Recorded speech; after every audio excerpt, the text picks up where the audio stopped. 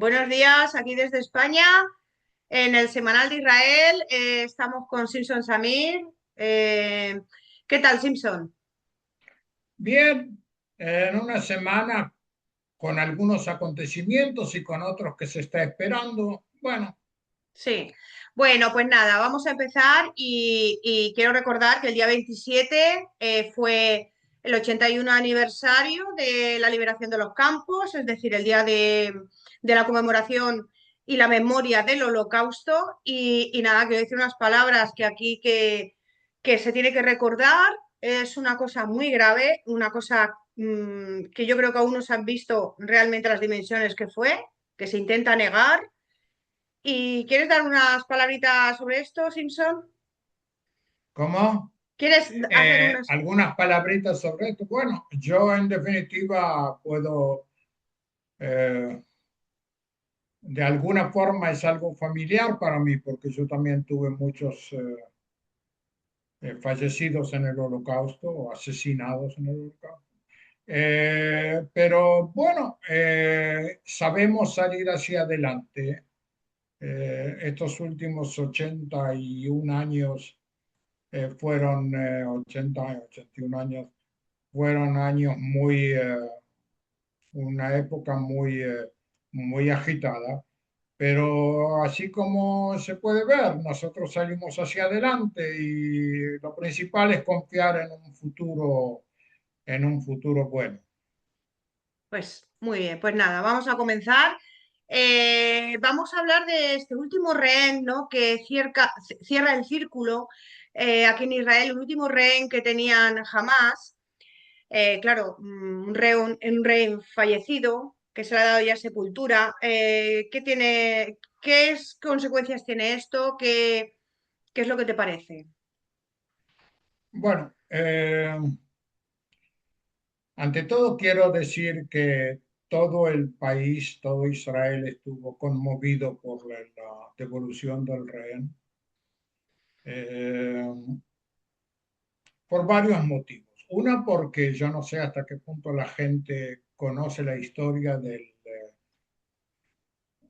este cuerpo. Eh, Gvili, el que fue devuelto, eh, era policía y policía con como moto o motocicleta y, y había sufrido un accidente y como consecuencia del accidente tenía el hombro salido del lugar. Pero cuando escuchó lo que sucedía el 7 de octubre, él se despidió de la familia y fue a defender a su país. Claro, Ahora, lo primero que hizo él fue a donde estaba la fiesta de la Nova y ayudó ahí a salir a jóvenes, a escaparse. Y después continuó hacia un kibutz que se llama Alumim y ahí combatió contra los terroristas. No estaba solo, pero estaba casi solo. Combatió hasta que se le terminaron las balas y ahí lo mataron. En el camino consiguió matar a 18 terroristas. Y eso indica qué clase de combatiente era. Al final, bueno, murió, lo raptaron, lo escondieron y se lo llevaron y bueno, y quedó el último. sí. Esa es la historia personal de él y realmente es un héroe. No es solamente una persona que murió ese día, sino fue también una.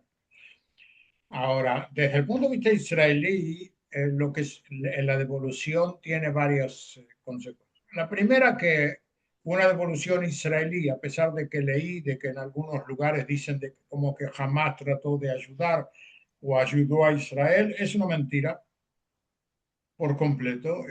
Lo que sucedió fue que Israel sabía quiénes lo habían raptado, sabía qué personas más o menos lo habían raptado, no exactamente de Hamas, sino del Jihad Islami. Y lo que sucedió fue que unos meses antes Israel fuerzas israelíes entraron en territorio dominado por Hamas y raptaron a uno de las personas que había enterrado a- a ese cadáver. Y entonces lo interrogaron y lograron sacar de él en qué lugar estaba el cadáver más o menos. Era difícil entrar porque es en territorio, como digo, que está más o menos en poder de Hamas. Eh, pero decidieron hacerlo. En el momento que decidieron hacerlo, eh, el cadáver estaba en un cementerio y en el cementerio no estaba él solo. En definitiva, en el cementerio había unas 800 personas, 800 cadáveres, digamos así. De los 800 cadáveres sacaron 250, le pusieron números y empezaron a revisar. Dado que se trataba de una operación en terreno difícil desde el punto de vista militar, entonces vinieron muchos soldados, había todo lo que tenía que haber y había, para dar una muestra de la operación, había 20 odontólogos, porque había que buscar en todos los cadáveres hasta encontrar el cadáver cuya dentadura era la dentadura de él. Al final le encontraron, después de buscar unos 250 cadáveres, encontraron el cadáver de él y bueno, y llamaron a quienes tenían que llamar y miraron la dentadura, todo eso, y al final lo trajeron.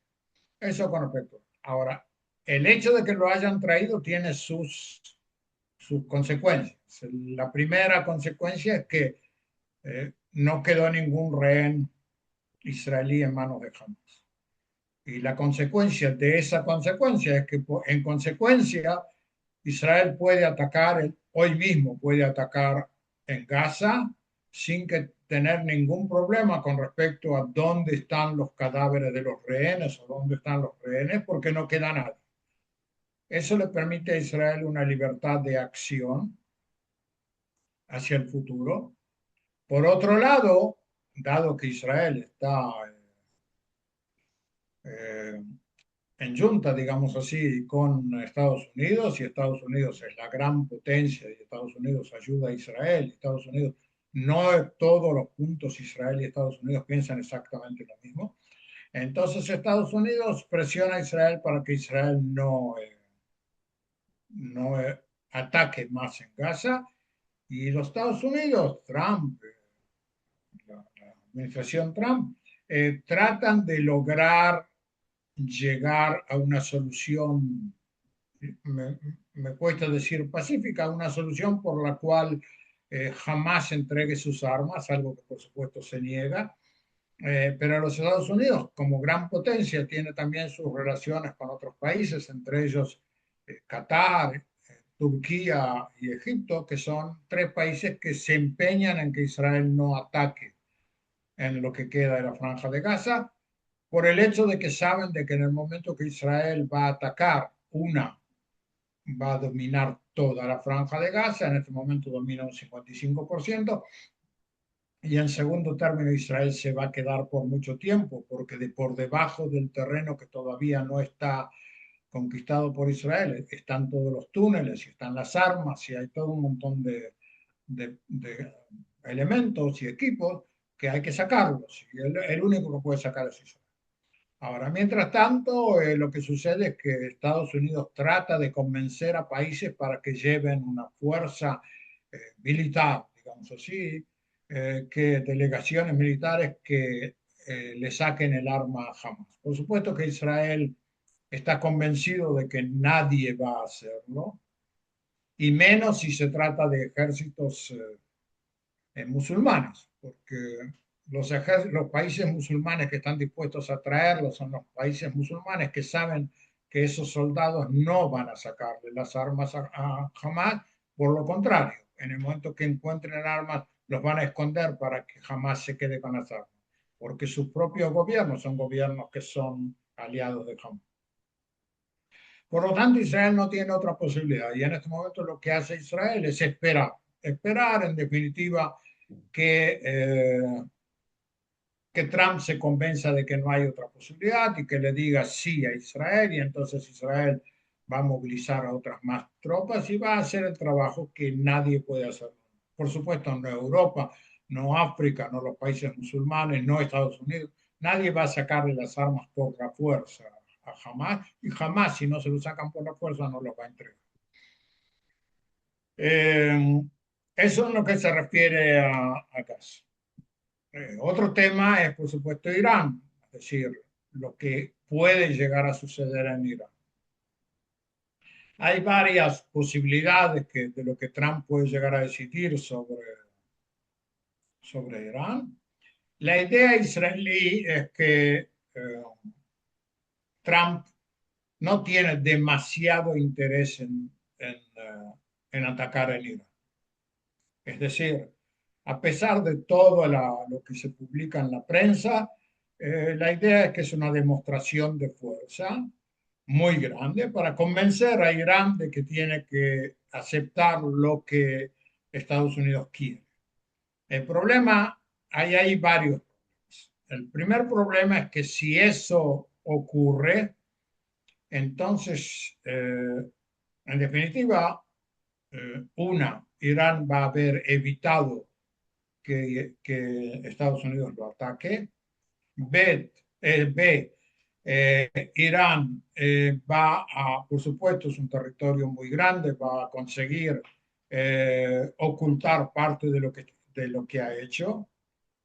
Y los Estados Unidos van a ser, es decir, Trump va a estar muy orgulloso de sí mismo de que consiguió evitar la guerra, va a ser una más de las guerras que supuestamente Trump evitó que existiera, va a ser, digamos, condecorado con premios de la paz, pero Israel se va a quedar con la amenaza, porque todo tiempo que siga el mismo gobierno de los ayatolás, cuya visión de mundo es que van a solucionar los problemas del mundo si si destrozan a Israel, entonces Israel se va a quedar con esa amenaza, lo que significa que temprano o tarde, más temprano que tarde, en algún momento Israel, con permiso de los Estados Unidos, sin permiso de los Estados Unidos, va a tener que atacar. Más o menos algo así como lo que va a suceder en Gaza, porque las amenazas a Israel y al pueblo de Israel siguen estando. Ningún acuerdo puede llegar a destrozar esos equipos si el que tiene los equipos no está dispuesto a entregarlos. Ahora, se habla de que Estados Unidos presiona a Irán para tres cosas. Una, sacar todo el uranio enriquecido. Eh, y la idea es que supuestamente, y a lo mejor probablemente, eh, Estados Unidos sabe dónde está todo el uranio enriquecido que tiene Irán, pero existe la posibilidad de que no sabe todo. Y también existe la posibilidad que después de sacarlo, Irán reciba de algún otro lugar también uranio y vuelva a tenerlo escondido. La segunda posibilidad es que, el segundo tema es que es que Irán limite, no destruya, limite su plan balístico. La diferencia entre destruya y limite es que supuestamente Irán es un país que también puede ser amenazado y como consecuencia de eso tiene que tener su propio programa balístico. Es decir, a lo mejor defensivo, pero su propio programa balístico, lo que quiere decir de alguna forma que supuestamente se va a quedar con parte, tal cual parte o cual parte hay. El problema es que eh, Irán no necesita proyectiles que lleguen hasta Estados Unidos. Querría tener, pero no lo necesita. Irán necesita proyectiles que lleguen hasta Israel, los tiene. El número de proyectiles que tiene es alto, no es demasiado alto, es menos alto de lo que tenía antes de la guerra que hubo hace un año, pero tiene la posibilidad de aprovechar un momento en que Israel no esté exactamente mirándolo para atacar por sorpresa. Eh, y eso es el kit de la cuestión, de que si le quedan equipos, entonces la amenaza queda. Puede ser que no griten todos los días que van a destruir a Israel, pero queda la amenaza y desde el punto de vista de Israel, eso hace que Israel se tenga que dedicar a cuidarse todo el día. El tercer tema es el tema de la exportación del terror, del terrorismo a otros lugares. Eh, Irán no puede sin exportar el terror, porque si no va a exportar el terror, entonces se va a quedar solo. Y como tiene intereses geopolíticos de dominar como mínimo el Medio Oriente y la zona del Golfo Pérsico, entonces tiene que exportar el terror.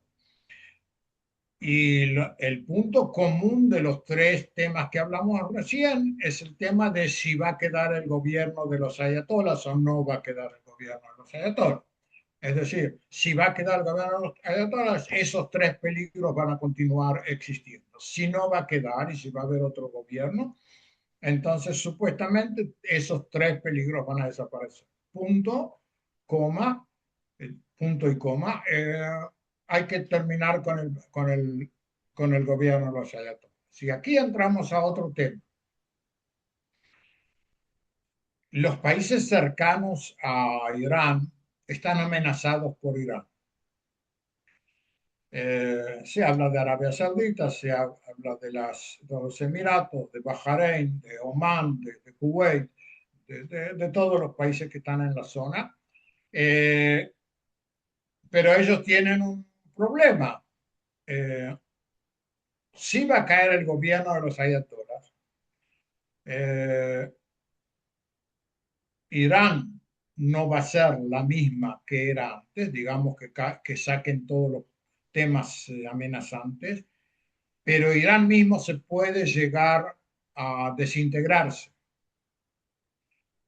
porque Irán mismo tiene algo así como 20 comunidades distintas, eh, árabes en el sureste, turquemanos y kurdos en el noroeste, baluches en el sur este. En definitiva, azaris en el norte.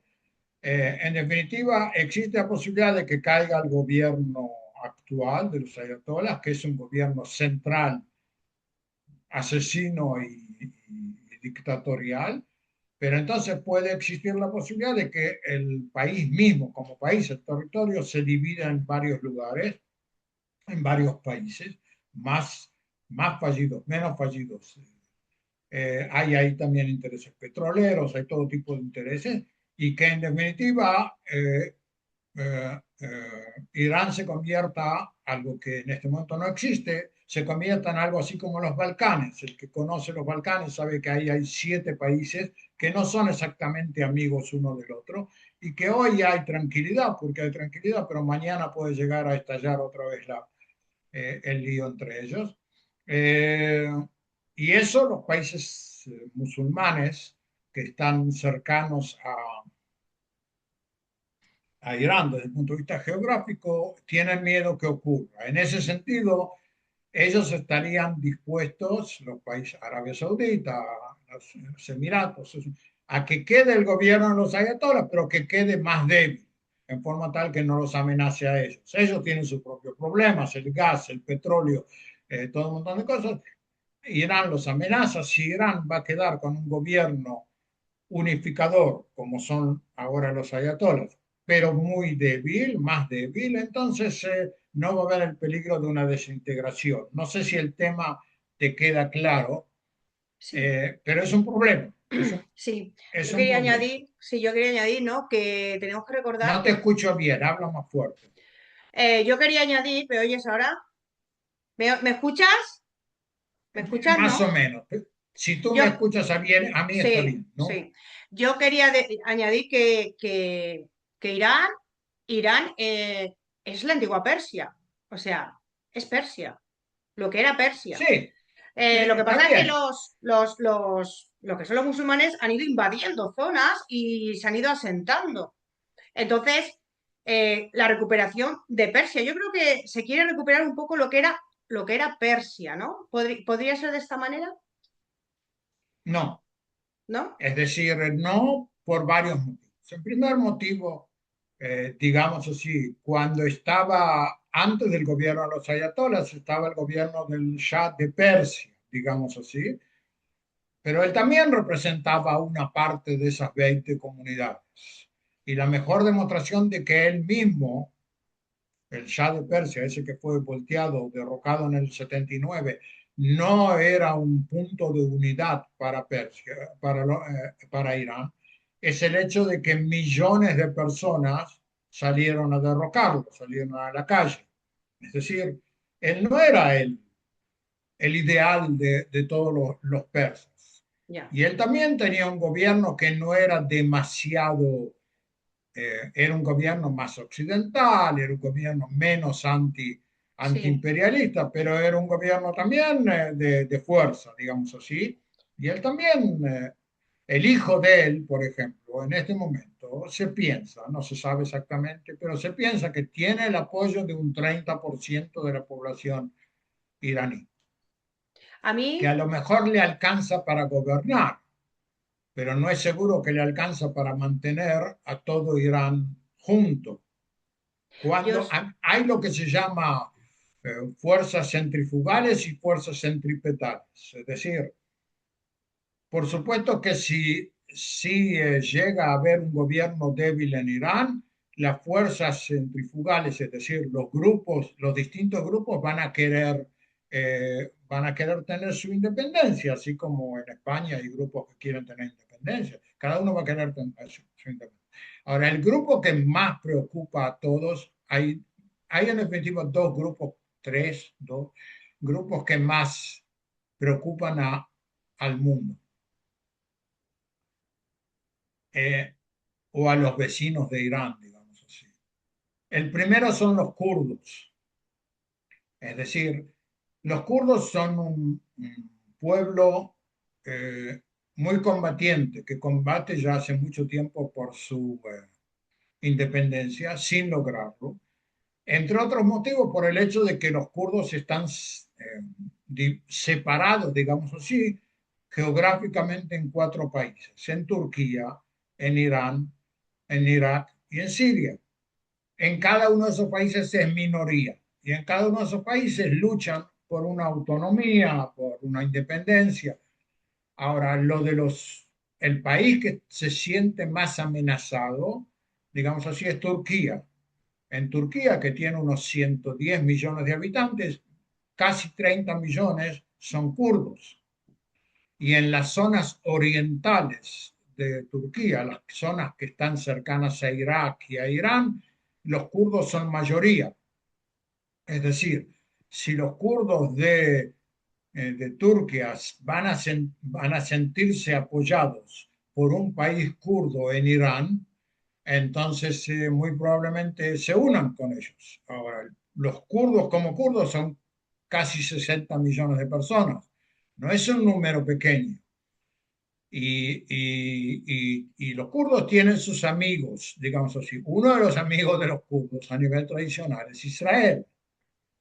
Israel eh, hace muchos años tiene muy buenas relaciones con los kurdos. Israel en su época, cuando era más posible, a lo mejor también ahora, pero no se publica, enviaba expertos agrícolas para ayudar a los kurdos a desarrollar su economía. Israel tiene y supuestamente también tendrá lazos militares con los kurdos y, eh, y los kurdos están ubicados al lado de Turquía. Ahora, Turquía no es amiga de Israel, con lo cual seguro que Turquía no quiere que los kurdos de Turquía tengan independencia, seguro que no quiere que los kurdos de Irán tengan independencia y seguro que no quiere que Israel esté ubicada al lado de la frontera, ubicada con inteligencia al lado de la frontera de Turquía. Otro país problemático en ese sentido para Irán es Azerbaiyán. Azerbaiyán es un país de chiitas, de musulmanes, de chiitas, al igual que que Irán, pero de una corriente distinta de los chiitas, una corriente mucho menos combativa, digamos así, eh, que Irán. Y en definitiva es un país que se puede decir que no es enemigo de Irán, pero no es amigo de Irán. Y los iraníes tratan de tirar, de voltear al gobierno de Azerbaiyán, y los de Azerbaiyán eh, tienen apoyo logístico y militar, militar no a nivel de números, pero sí de inteligencia de otro país. Y ese otro país se llama Israel. Es decir, Israel está también presente en Azerbaiyán. Un tercer foco, y este por otro motivo, que tiene importancia para Irán, es la zona del sur suroeste. ¿Por qué? Porque es la zona petrolera de Irán, la zona que da al Golfo Pérsico, el lugar donde los iraníes eh, cargan el petróleo para que vaya al mundo. Y ahí vive población que ni siquiera es chiita, es población sunita, que es un resto de lo que quedó, es en la provincia que se llama Abjaz, que es un resto de la invasión árabe a Persia, Persia en el siglo VII. Desde ese momento quedó ahí población árabe. Yo veo que nos quedan 10 minutos, una cosa así. Quedó ahí población sunita, es decir, con otra religión y enemiga ideológica de los chiitas de Irán. Y, y ese es uno de los grupos, son varios millones, no son demasiados millones, pero tienen la fuerza económica de que en sus provincias está el petróleo. Es decir, si llega a haber una situación y ellos deciden parar toda la industria petrolera, la mayor parte de la industria petrolera de Irán, Irán va a tener un problema en ese sentido porque se va a quedar sin su exportación petrolera, que es lo que le da un 80-90%. Otro grupo que son también varios millones, pero que no tienen la misma importancia estratégica, pero tiene su importancia, son los baluches, que están en el sureste, que es una población que ya mismo hoy hace guerrillas contra el ejército iraní, pero que tiene apoyo no de Israel, o a lo mejor no que yo sepa, pero sí tiene apoyo de Pakistán y de Afganistán, que son dos países sunitas, al igual que Arabia Saudita del otro lado. Es decir, Irán como país chiita está rodeado por países sunitas que no son amigos. A lo mejor no hacen todos los días la guerra, pero no son amigos, tienen su hostilidad. Y con Afganistán, especialmente con Afganistán, tienen también un problema de agua. No solamente lo que sabemos de que Irán tiene muchos problemas de agua, que voy a dedicarle medio minuto, sino que tiene también conflictos por el agua con Afganistán, que Afganistán también es un país semidesértico que también tiene problemas de agua. Ahora, el otro país, Pakistán, es un país de 250 millones de habitantes, a lo mejor 280 millones de habitantes, es un país con bombas atómicas, tiene no menos que 70 bombas atómicas, y los iraníes no quieren complicarse la vida con Pakistán, porque es un país con bombas atómicas. Eh, lo que estaba por decir eh, es que el único país más o menos cercano con el cual existe una posibilidad de que Irán se llegue a arreglar es Irak, dado que en Irak la mayoría de la población es chiita como en Irán, pero Estados Unidos presiona dentro de poco hay elecciones en Irak. Los iraníes quieren poner a un ex primer ministro al-Maliki. Eh, Estados Unidos no está satisfecha con ese asunto y quiere que pongan a alguien que representa a toda la comunidad y no solamente a los chiitas. El último punto, y vuelvo al tema del agua, ¿cuántos minutos me quedan? Quedan 6. Seis, bueno, me queda tiempo. Con respecto al agua, como todos sabemos, Irán tiene un gran problema de agua en este momento, que no la ayuda a ver con tranquilidad el futuro. Según lo que yo leí la semana pasada, los, eh, eh, los lugares donde cercanos a la ciudad de Teherán, que recuerdo es una ciudad de 16 millones de habitantes, los lugares donde Irán acumula el agua para dárselo a los habitantes de Teherán, llegó a un límite, a un nivel del 6% de su capacidad. 6% de su capacidad quiere decir exactamente que en cualquier momento ellos se pueden quedar sin agua, y se habla de 16 millones de personas. Es decir, es un problema muy grande. Por último, en esta cuestión semanal, vuelvo a mi país, a Israel. Eh, Israel entró en el año de elecciones y ayer hicieron la primera lectura del presupuesto. Por supuesto, la oposición quiere negarse, tratar de voltear al gobierno. El gobierno no da muestra de que quiere quedarse. La población no da muestra de que quiere voltear al gobierno, por lo menos así dice las consultas de opinión pública, y la oposición entra en presión, y como consecuencia de eso también, digamos así, convierte la campaña antigubernamental en más fuerte, más difícil, más más sucia, digamos así. No le encuentro la palabra en castellano, más picante. Eh, y hay tensiones internas. Hay tensiones internas. Eh, las elecciones supuestamente tienen que ser más o menos ahí por septiembre.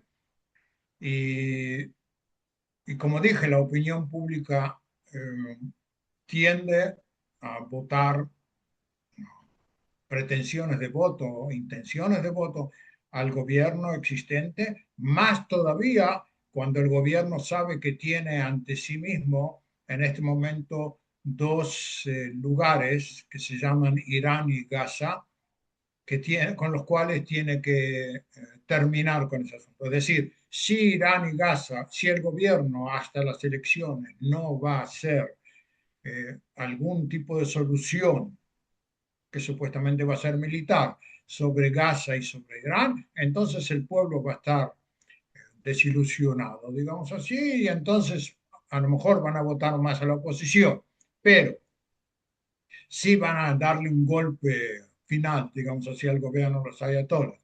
Y si va a haber una destrucción total de Hamas y la salida de los terroristas a otros países y todo un montón de cosas alrededor de Gaza. Entonces el gobierno va a tener prácticamente decididas ya las elecciones sin que haya elecciones, porque la población lo va a apoyar. Yo pienso que esas son las mejores frases que puedo decir para terminar ahora con el video. ¿Está bien? Sí, muy bien. ¿Tienes algo para decir?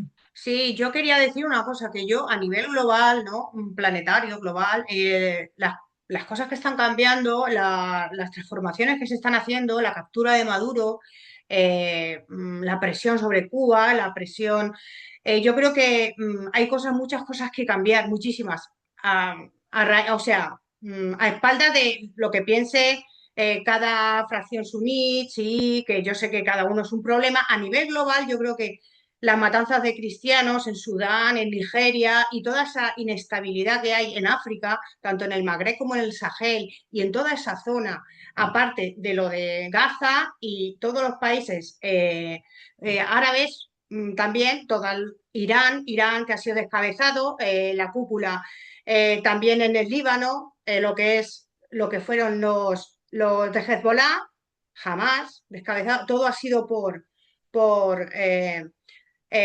la descabezación que ha sido por Israel, que ha hecho un magnífico trabajo, tengo que decirlo. Eh, Netanyahu ha hecho un magnífico trabajo, Israel ha hecho un magnífico trabajo, porque eran todos terroristas y yo creo que tiene que haber un cambio a nivel planetario, a nivel, porque no se puede, eso no se puede consentir y yo pienso que Trump lo sabe y mucha gente lo sabe y ahí va a haber un gran cambio, a raíz de todos los problemas que puedan surgir. Yo creo que a nivel planetario, no solo de la zona, está cambiando, convulso, todo. Pues Sí, nada, quería decir eso. tengo todavía un minuto. Queda un minuto, pero a veces se corta antes. Bueno, bueno, nos vamos y nos vemos la semana que viene. De acuerdo, Chao, de acuerdo. shalom. Muchos besos. Hablamos de esto la semana que viene, del globalismo. Bueno, Gracias. chao. Nada, muchas felicidades a todos. Adiós.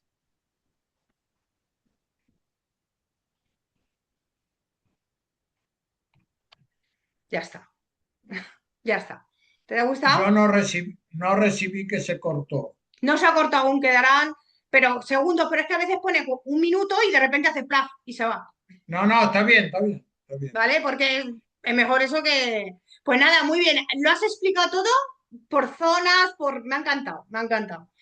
Todo. Bueno, a vos se te vio mucho más con luz que la vez anterior.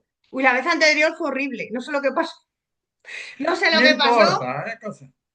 No sé lo que Lo pasó. que No, y hay aún que así hacer no es... se me ve bien, ¿eh? Aún así no se me ve bien, no se me ve como si me vieras. O sea, se me ve Sí, muy sí, rara. pero bueno, Se me ve muy lo que rara. hay que hacer es lograr aumentar la cantidad de gente que vio el No, programa. sí, eso es lo que pasa que como empezamos...